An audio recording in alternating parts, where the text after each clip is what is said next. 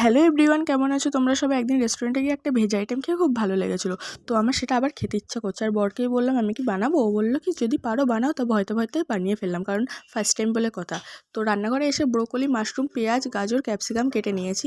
তারপর সেগুলো ভালো করে ধুয়ে মাশরুমটাকে আমি চিলি ফ্লেক্স, লবণ, কর্নফ্লাওয়ার আর বেসন দিয়ে ভালো করে ম্যারিনেট করে রেখেছি।